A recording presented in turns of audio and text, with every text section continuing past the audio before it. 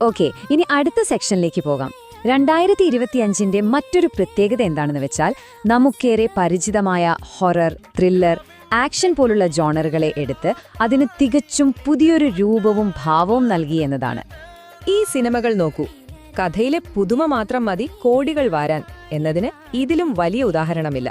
സ്ഥിരം ഫോർമുലകളൊക്കെ വിട്ട് തരുൺ മൂർത്തിയുടെ തുടരും എന്ന സിനിമയിൽ മോഹൻലാൽ ഒരു വിന്റേജ് പ്രതികാര ത്രില്ലറുമായി വന്നപ്പോൾ അത് ബോക്സ് ഓഫീസിൽ ചരിത്രം സൃഷ്ടിച്ചു.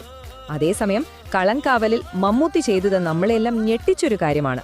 ഒരു പോലീസുകാരന്റെ വേഷത്തിൽ ആരും സംശയിക്കാത്ത ഒരു സീരിയൽ കില്ലറായി അദ്ദേഹം ജീവിക്കുകയായിരുന്നു. ഇനി ഹൊറർ സിനിമകളിലേക്ക് വന്നാൽ രാഹുൽ സദാശിവന്റെ ഡയസ് ഇറെ പ്രേക്ഷകരെ പേടിപ്പിച്ചത് സ്ഥിരം ജംപ്സ്കെയറുകൾ കൊണ്ടായിരുന്നില്ല. അതിലൊരു പ്രത്യേക രീതിയുണ്ടായിരുന്നു. അന്തരീക്ഷത്തിന് പ്രാധാന്യം കൊടുക്കുക, സിനിമയിലെ വീടിനെ തന്നെ ഒരു കഥാപാത്രമാക്കി മാറ്റുക, പ്രേക്ഷകരെ ചിന്തിപ്പിക്കുക, ഹൊററും ഇൻവെസ്റ്റിഗേറ്റീവ് ത്രില്ലറും ഒരുമിച്ച് കൊണ്ടുപോവുക. പ്രണവ് മോഹൻലാലിന്റെ കരിയർ ബെസ്റ്റ് പെർഫോമൻസും കൂടിയായപ്പോൾ ആ സിനിമ വേറെ ലെവലായി.